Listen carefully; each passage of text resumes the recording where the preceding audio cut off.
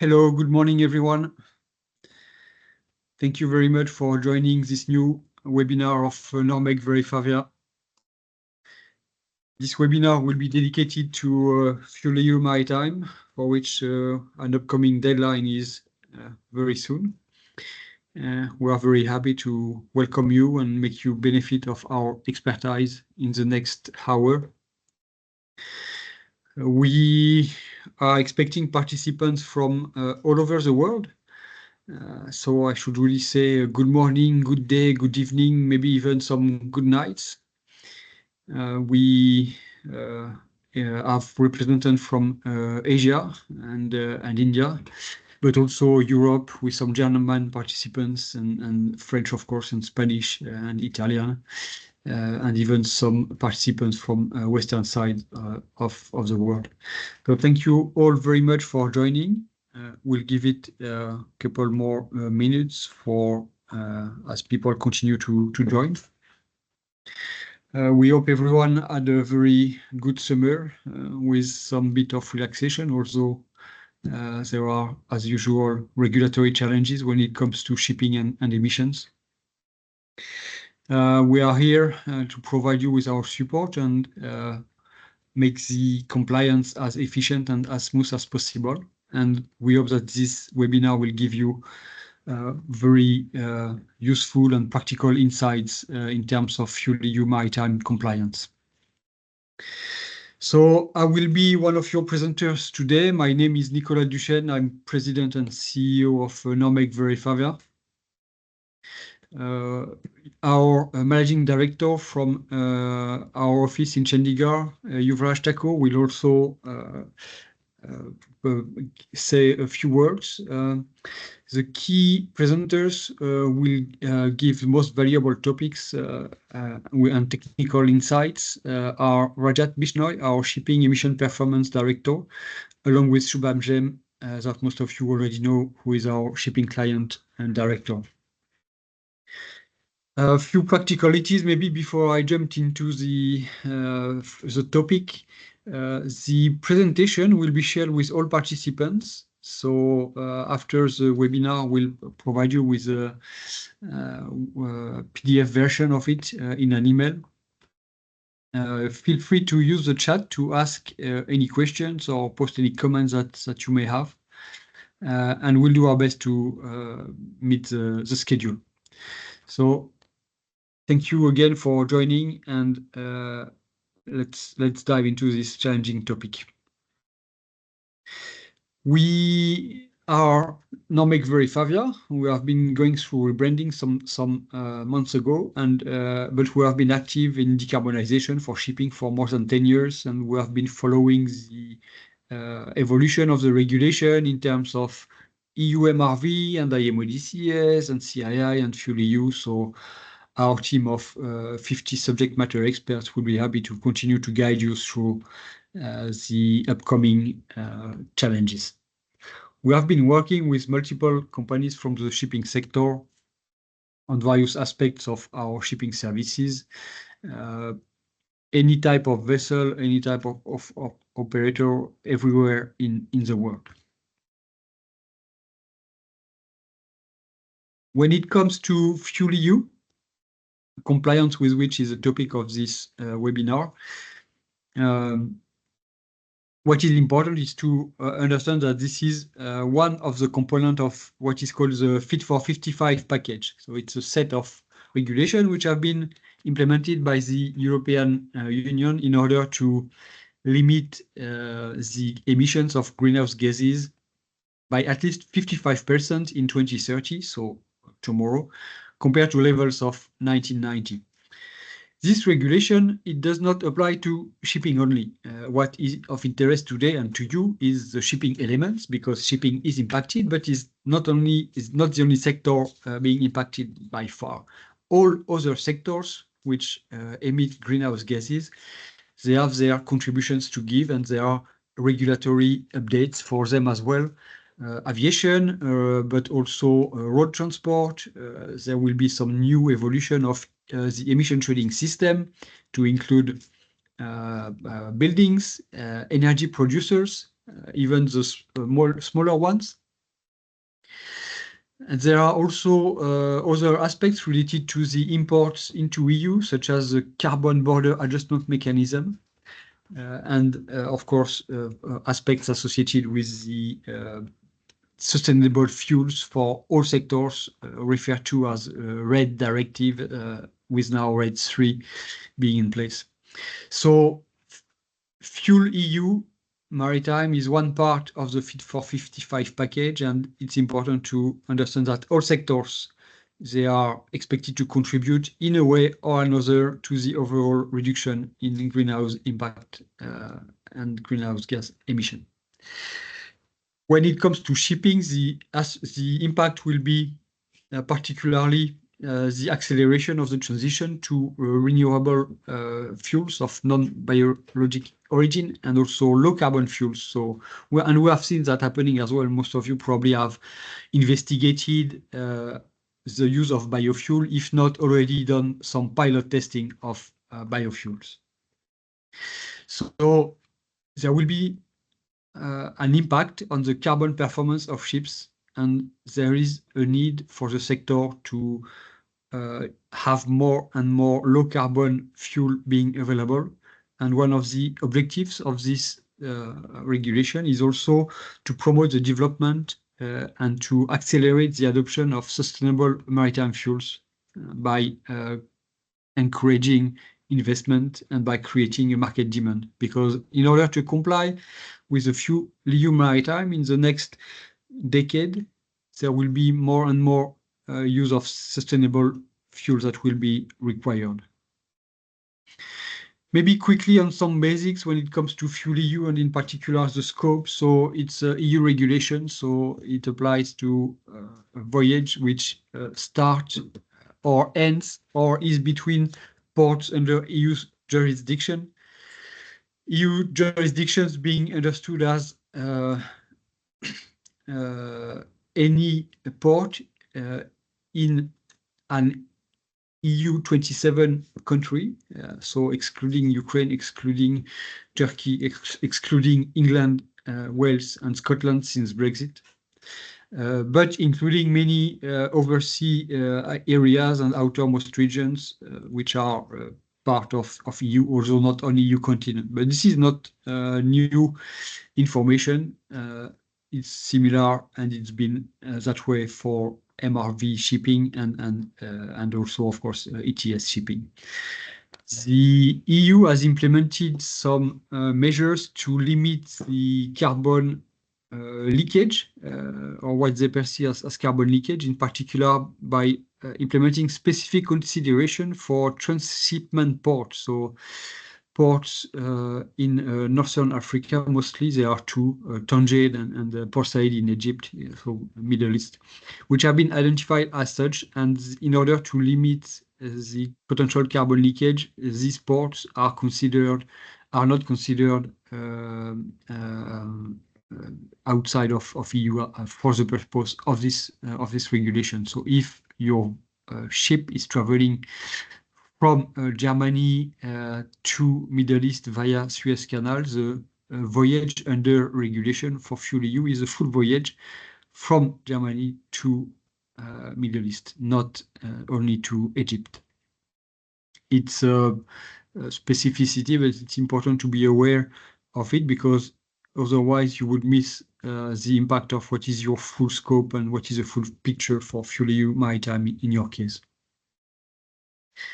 This regulation is bringing in some new concepts into the shipping sector, and in particular the emission factors, as shown in the bottom part of this picture.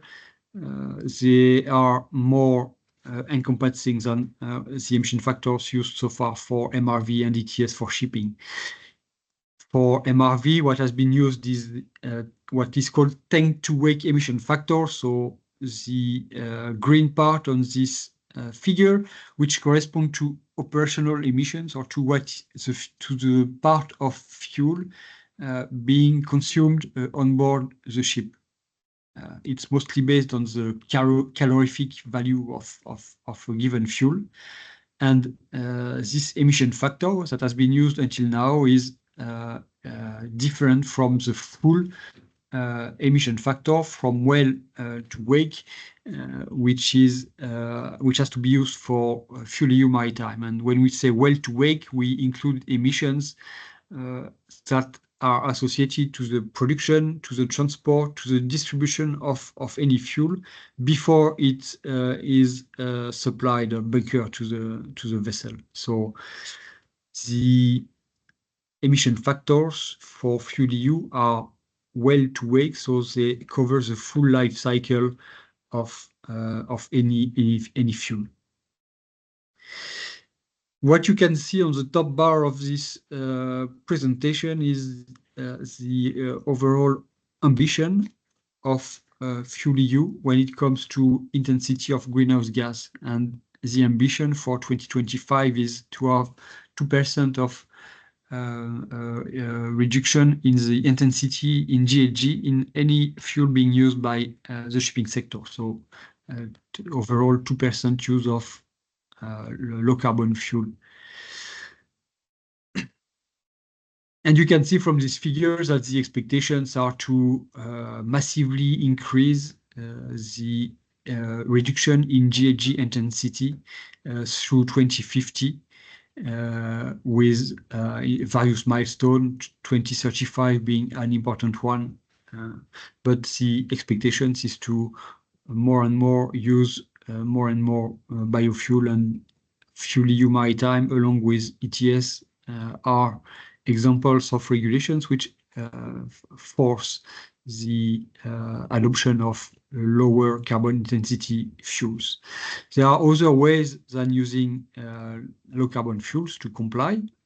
However, the measures which can be implemented on board are limited. We'll cover some of those today. With the implementation of CII in particular, there have been already many operational improvements or improvements in terms of retrofitting, and so biofuels will play a major role when it comes to complying with the ambitious targets of FuelEU Maritime. When it comes to the timeline, as you maybe know, and if not, I strongly encourage you to quickly get some knowledge on it, and we are happy to support you in that. But there is a deadline in a couple of days in terms of submission of a monitoring plan to a verifier, who will officially approve the plan. And once it is approved, you will have to use it from 1st of January 2025 to monitor the data that you will need to comply with FuelEU. The year of 2025 is the first year through which you have to monitor the activity of your vessels according to FuelEU. So it's an addition to what you are doing for MRV and ETS. There are some new elements, but the overall monitoring and reporting mechanisms remain the same. There are some new elements, but the principle is the same. So during the year 2025, you you have to monitor your data, and once the year ends, you can submit a report to a verifier. The deadline is 31st of January.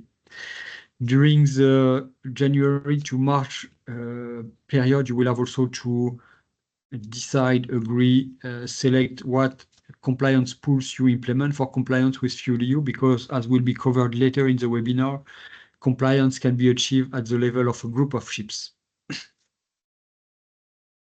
In order to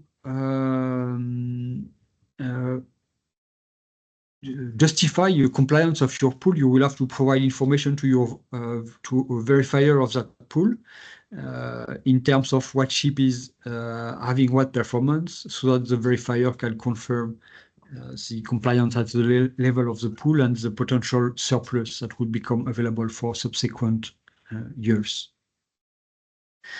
The verifier of the pool does not have to be the same verifier as the ships within the pool. So Normec Verifavia will of course be happy to be verifier of your pool, and even if some vessels in your pool are not verified by us, it does not prevent us to verify the pool itself. There is a mechanism that will result in penalties in case of non-compliance, and we'll cover that a bit also later in the webinar. But administrating authorities, they will be invoiced and they will be issuing penalties in case a vessel is not compliant or in case no DOC is available on board. I've mentioned that there are some similarities and between MRV ETS and FuelEU, and this is what is summarized in this slide. The process of monitoring and reporting is quite similar, and we would expect that the FuelEU is one more brick that is added to the monitoring and reporting process, but not a completely new one. The monitoring and reporting is done at the ship level, but the compliance is done at a different level. When it comes to ETS, the compliance is at the level of the company. So you have to provide verifier and authority with company emission report level, where every vessel emissions are reported. And you can make purchase of allowance corresponding to the total, and you can surrender these allowances once for all the ships. This is for ETS. So for ETS, the reporting and the ultimate compliance is at the level of the company with all the ships owned by the same company. On the contrary, when it comes to FuelEU, there is a possibility of pooling ships amongst various actors. And the pooling does not depend on the ownership. So you could pool your ship if you want with others which have the same interest as you, or with people who have some surplus if you are missing some. And so the pool for compliance for FuelEU does not have to be aligned with the ownership of the vessel, which makes it a lot more flexible and a lot more challenging also to verify. The quick overview that was important before diving into more technical content has been covered, and I will hand over to my colleague Rajat Bishnoi, who is Director of Emission Performance at Normec Verifavia for many years, who will guide you through initially the compliance process in a little bit more details, and but also with some measures and some examples so that the impact of FuelEU can be more concrete and more practical. As usual, don't hesitate to ask questions or comment on the chat, and we'll do our best to answer. In the meantime, the floor is yours, Rajat.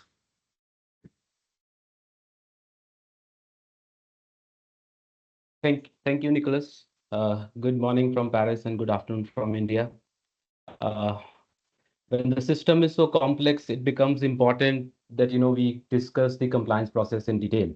And it has been observed that there have been a lot of queries wherein people are asking a lot of questions on the timelines, how the DOCs will be issued, when the penalties have to be paid. So with this slide, we'll discuss a bit more detail of the compliance process. When initially the ship companies have to draft the monitoring plan by the end of this month, and they have to be assessed by the end of this year 2024. So after the assessment of the plan, the monitoring period, that is the FuelEU reporting period, monitoring period would start on 1st January 2025. It would remain similar to what is for MRV and ETS. Additionally, the monitoring parameters are similar to what is there in ETS, but there are certain additions that are very specific to the FuelEU Maritime Regulation. Just to give you an example, for an ice class ship, it's traveling in an ice condition, so adjusted mass of fuel can be used for the calculation of GHG intensities and the penalties. But then just to calculate it, it means that any voyage will have to be further divided into events just to cater to the fact that that the ship is able to monitor the fuel, the distance, the time spent in the ice region. OPS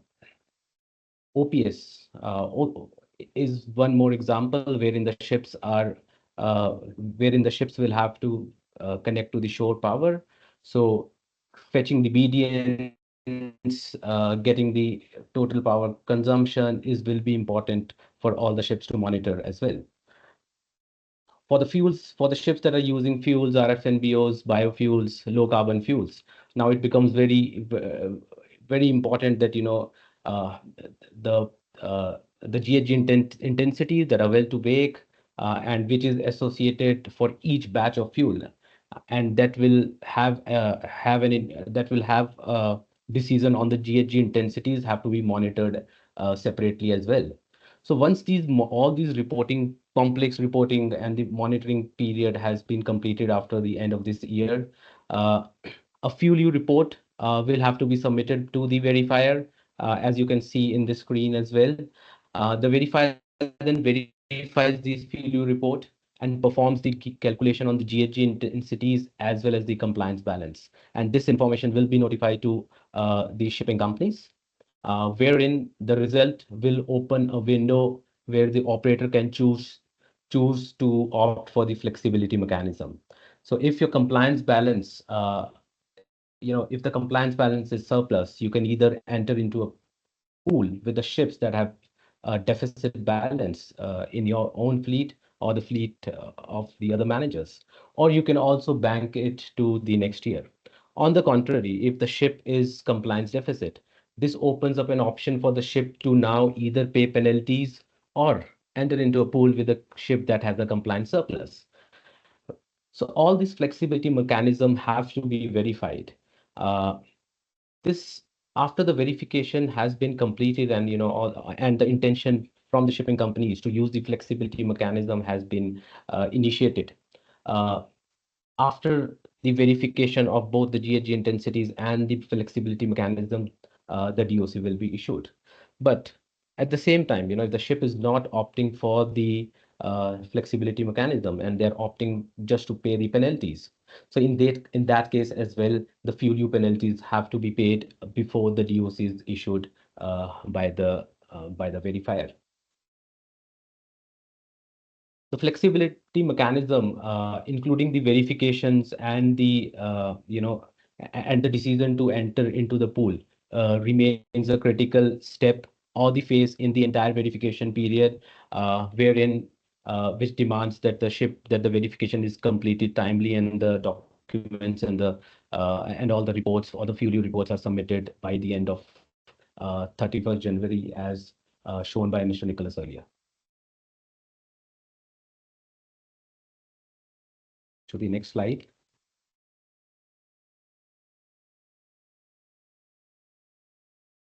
So FuelEU Maritime is a regulation that not only considers the different sustainability energy systems, and it is not just limited to the renewable and the low carbon fuels. So basically, it considers all the sustainable criteria that exist.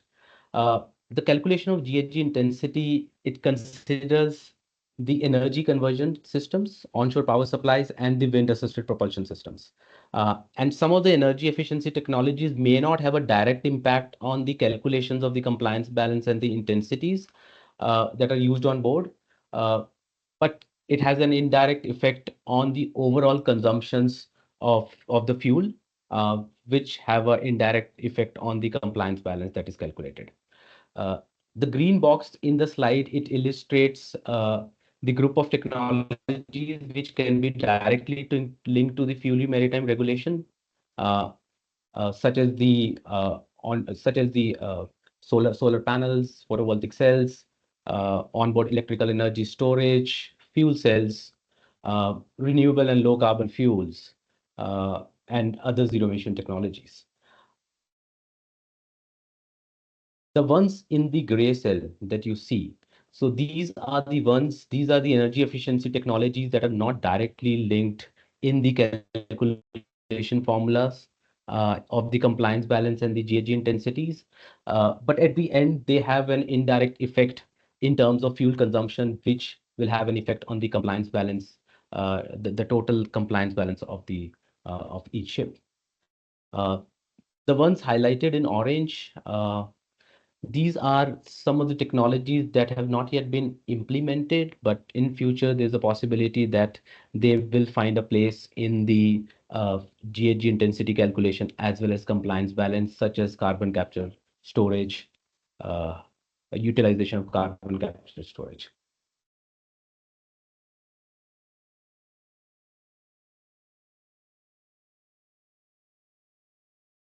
A provision to benefit the ships that are advanced, that are switching to the newer technologies, such as the wind-assisted propulsion systems. So there's a direct provision for uh, that are using systems such as the rotor sails, the kite system, the rigid sails. Uh, the rewarding factor of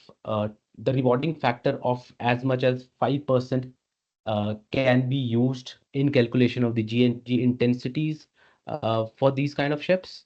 Uh, Whereas this rewarding factor, it is based on the ratio of P wind and P propulsion as visible on screen, uh, wherein the P wind is the effective power as per and it is calculated as per the MEPC regulation, the circular 896, whereas the propulsion, P propulsion, it corresponds to the PME.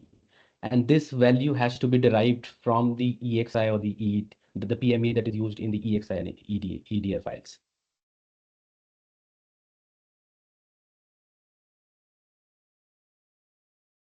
As you're aware that the objective of this regulation is to promote the use of sustainable fuels and energy that are used on board. And European Commission has highly advocated for the use of RFNBOs, that is the renewable fuel of non-biological origins. Though the availability of these fuels is quite less, and that is aligned with their vision as well, and and and that is why that the objective is what they see is that they want to uh, uh, that that the 2% of the overall share of RFNBO for the overall fuel that is consumed in the EU scope of EU would be around 2%. Uh, for the calculation of GHG intensities of the energy used on by a ship from 1st January 2025 to the 31st December 2033, a multiplier of 2 can be used. So if you have a fuel that fulfills the criteria of RFNBO, uh, a multiplier factor of 2 can be used, which reduces the energy, that is the actual GHG intensity, to half. Whereas the non-compliance with RFNBO sub-targets. So from 2025, the ship is using RFNBO, and they're able to take an advantage of factor 2. Uh, and this will be applicable till 2033 only. European Commission is going to assess the situation wherein the target of RFNBOs is going to be assessed if the shipping industry has been able to cope up and has actually adopted and accepted the share of 2%. Uh, with that usage, if after 2033 and they see that it is that the ships are not able to reach their target, uh, in that case, a FuelEU sub-targets will have to be implemented for all the ship and associated. And in case you're not able to fulfill and incorporate 2% of RFNBOs in the total consumption or the energy consumption in EU, the FuelEU penalties, uh, the penalties for the RFNBO will also be applicable.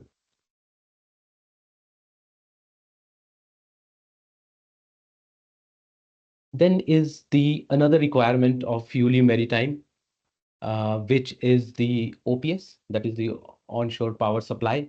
So it is applicable to passenger and container ships that are connecting to the shore power and which are calling EU port uh, from 1st January 2030 and which are at berth.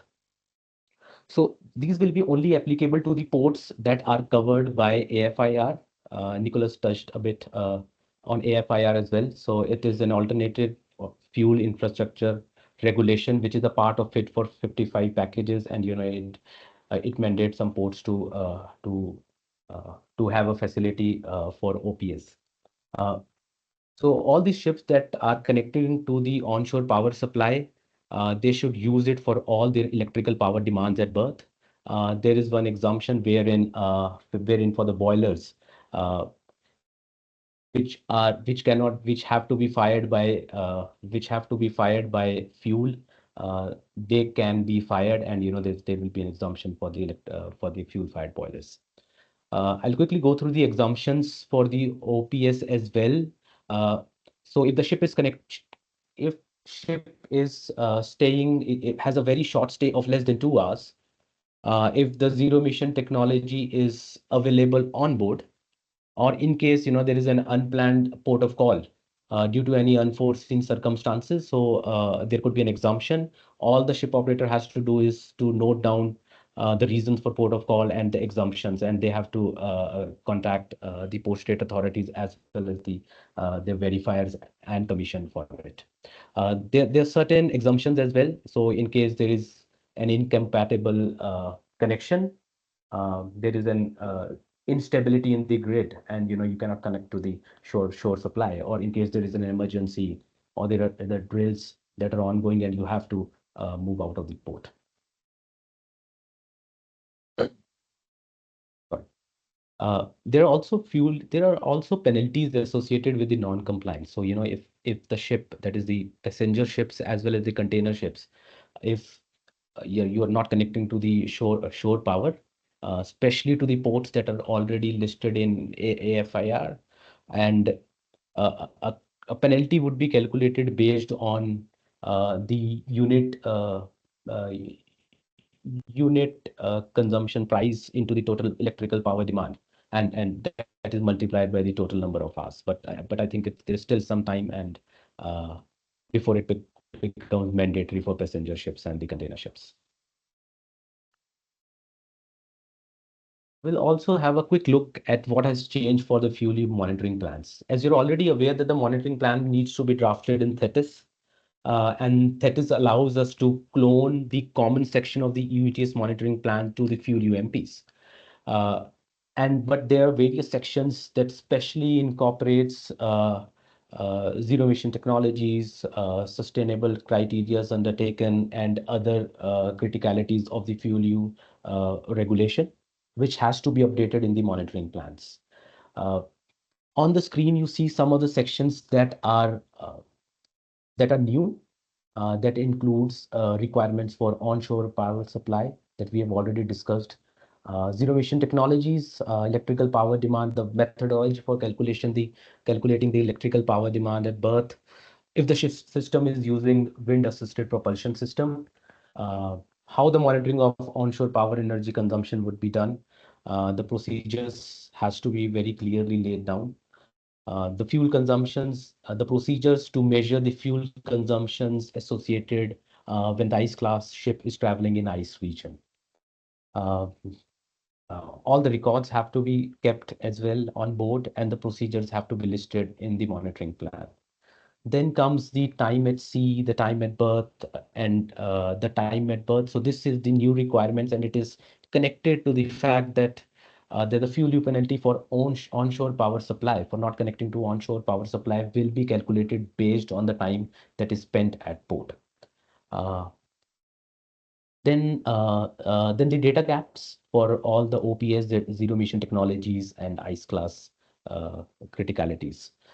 Then again, internal reviews and validation. So this is quite an important part of the entire monitoring plan, and it has to be updated as well.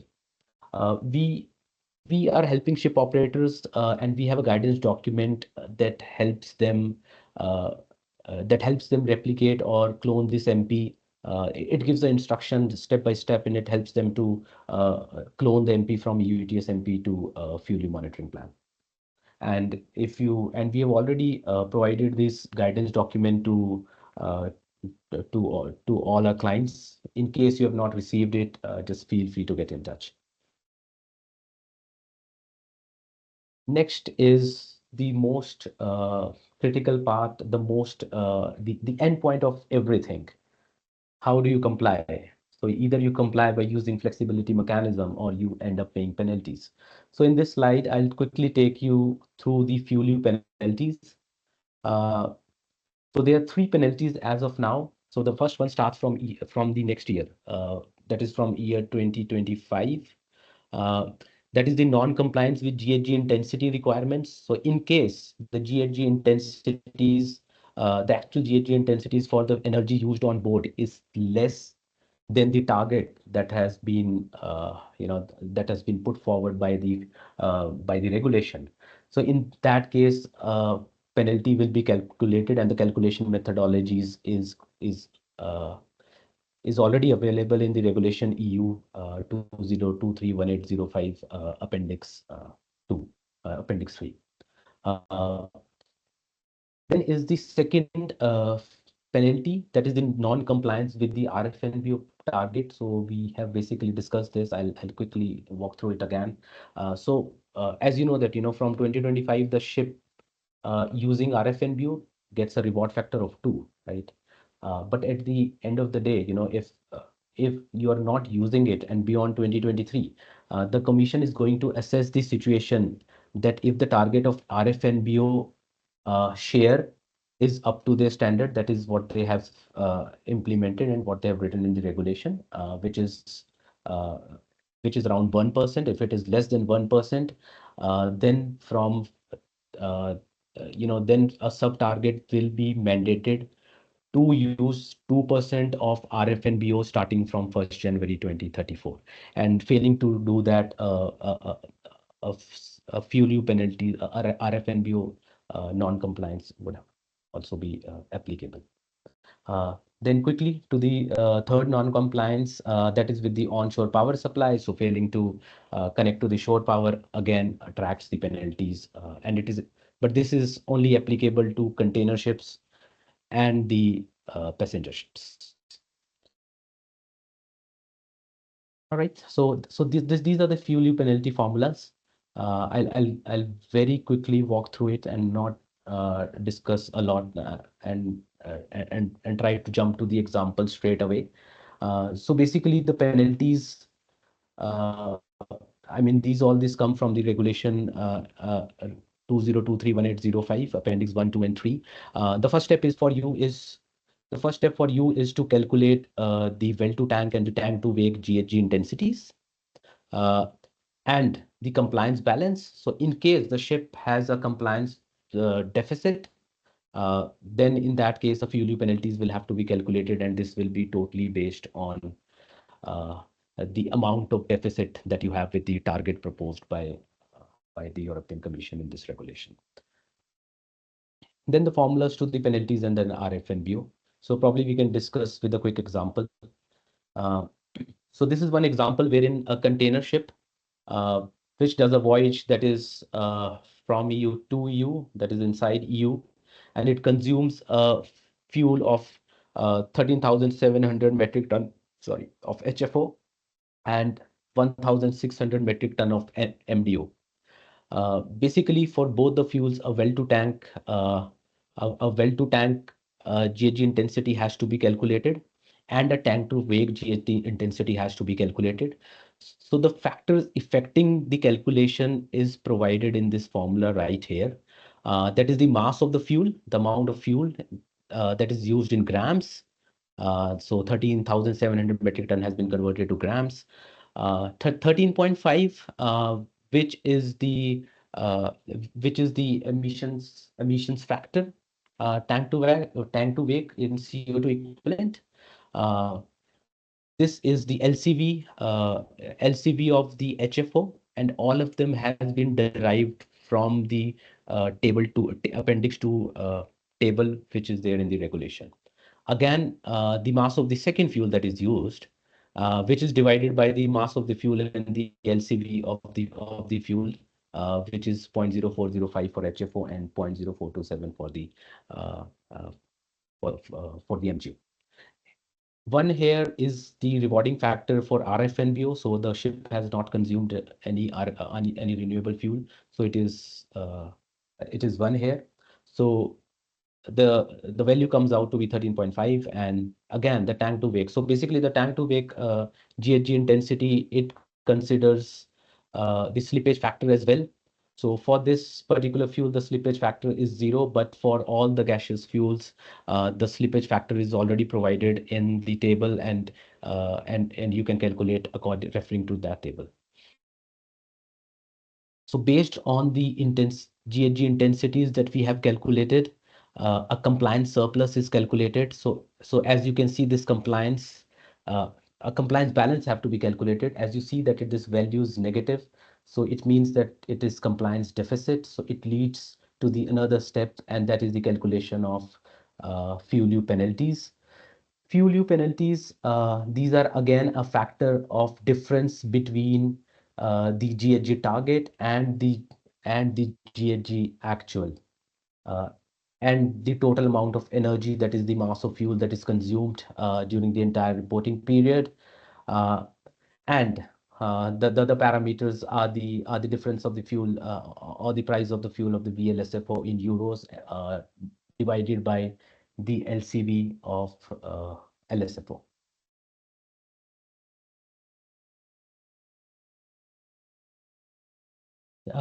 So for me, I'll cover the next slide very quickly, and I think we have Nico and me have already touched quite a bit on that as well. So it's the flexibility mechanism. So as you're aware that if a ship is compliance deficit, so it opens up a window wherein they can enter into a pool with a ship of its own fleet, or the ship of another fleet as well. All they have to do is they have to apply for the apply that they want to enter into the pool, and the entire pool compliance should be positive once the calculations are done.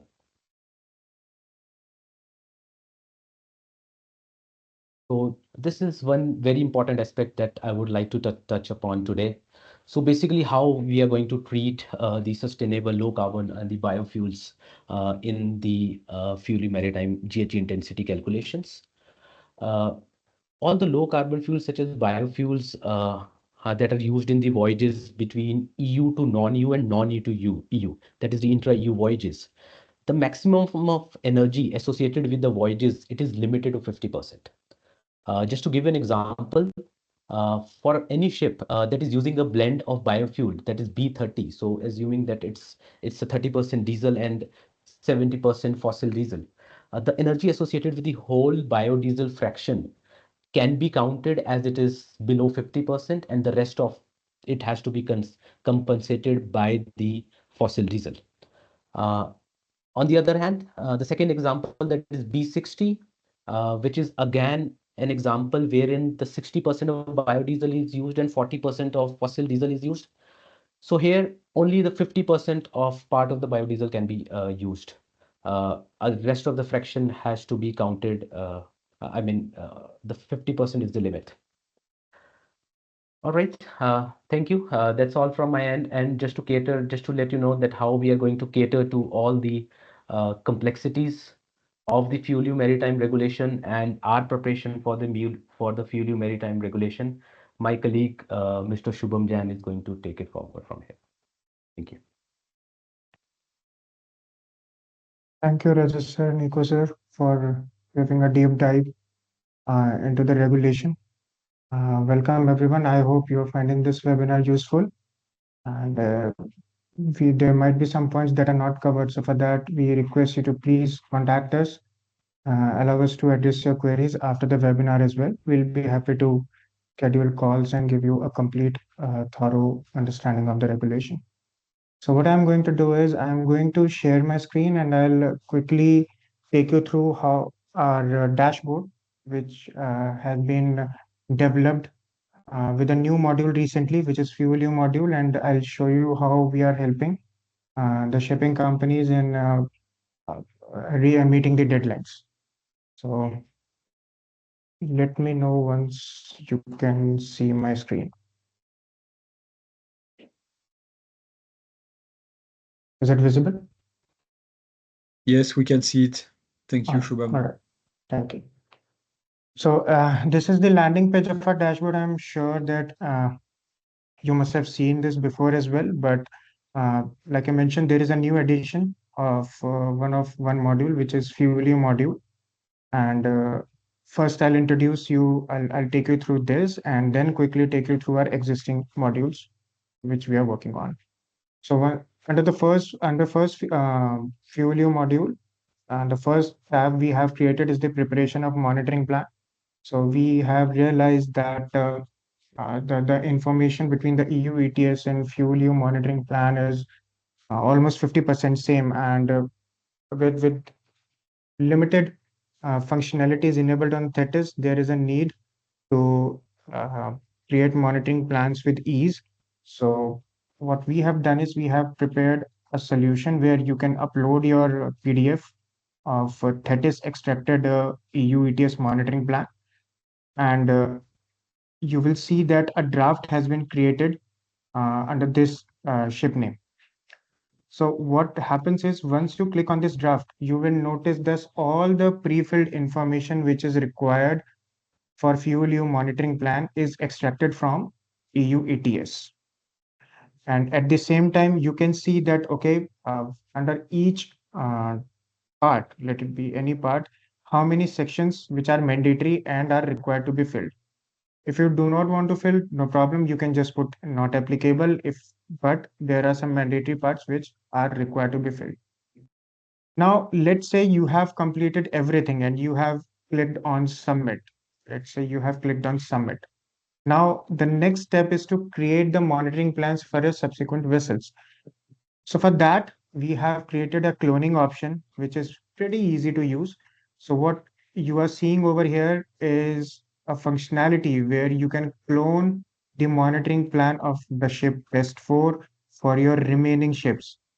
So basically what you have to do is upload your PDFs at once, create one monitoring plan, and the rest of the things you can copy from the Test 4, from the lead vessel. For example, this for example, this, you have to copy for your entire fleet, you clone it, and that's it.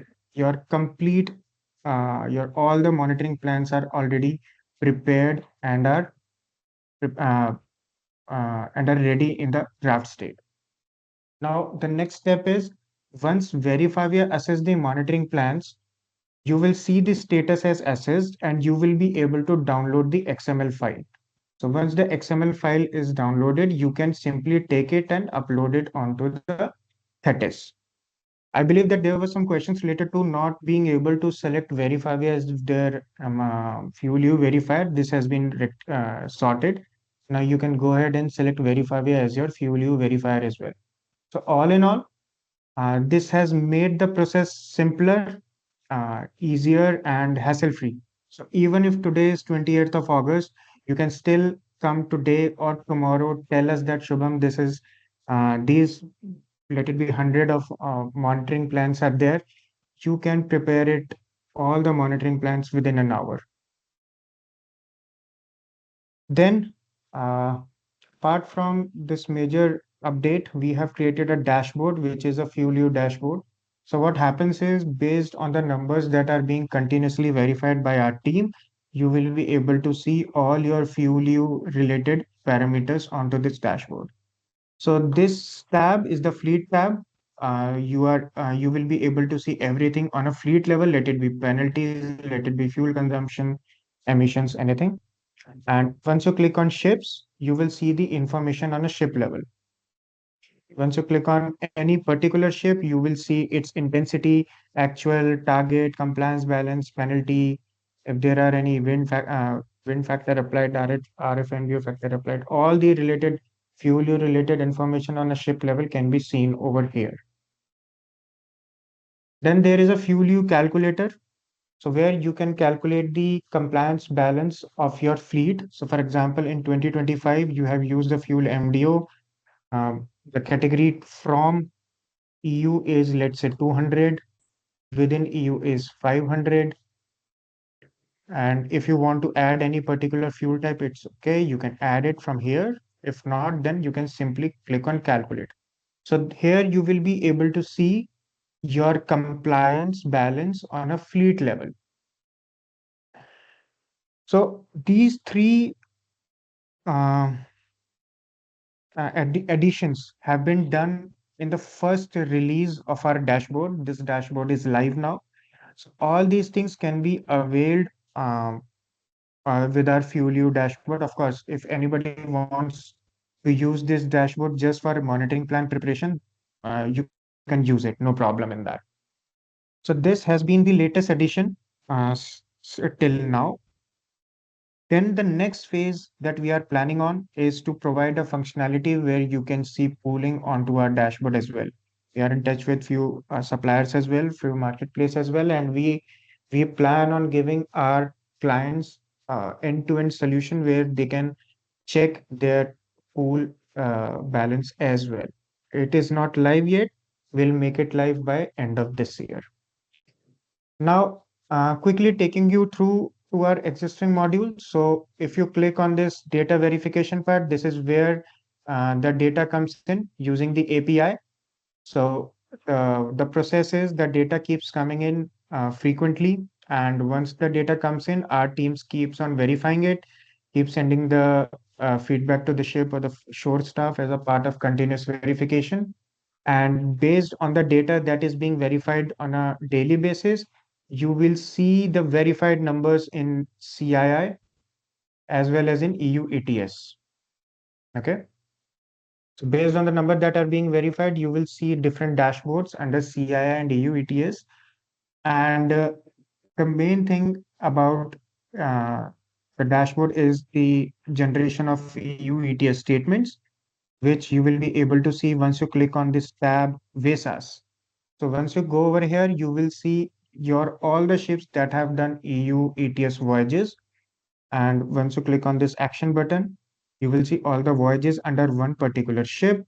And once this PDF icon is green, it means that your statement is ready and you can download the statement. But let's say your statement is orange. It means that the statement is ready, but the verification is not completed. It might be due to the issues that are pending in the data, or we are waiting for some documents to be collected.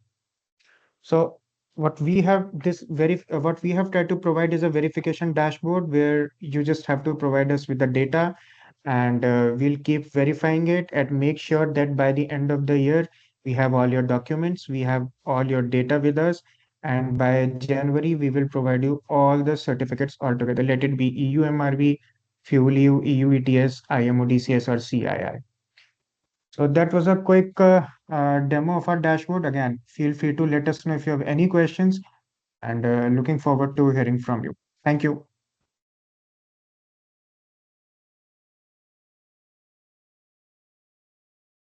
Thank you very much, Shubham, for the insights on the dashboards developed by Normec Verifavia. Yuvraj, now the floor is yours. Yeah. Can you share the presentation, please? And Shubham. Perfect.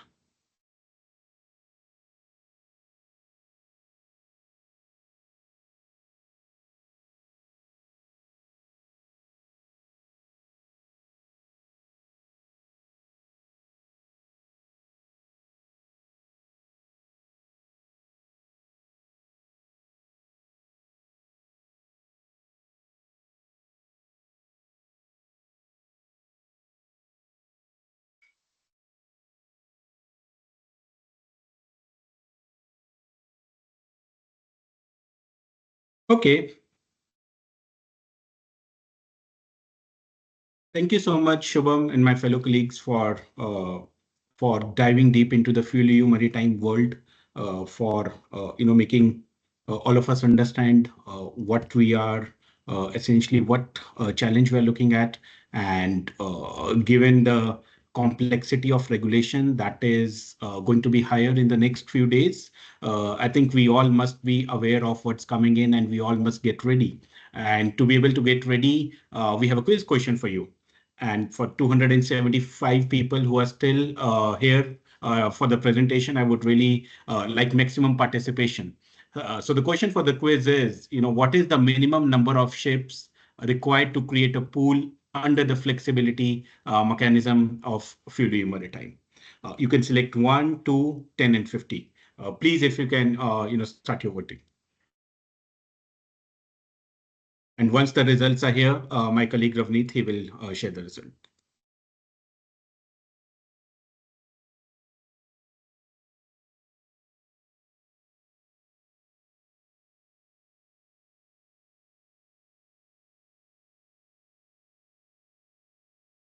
Okay, we are getting a lot of 2s.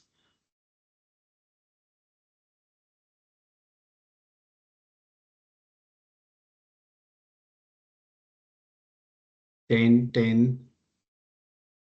2.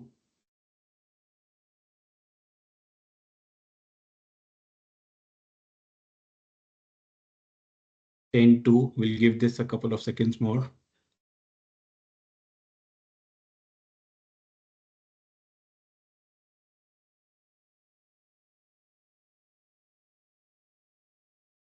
Okay, so I must say that was an easy question, and a majority of us believe that we need a minimum of 2 ships to create a pool.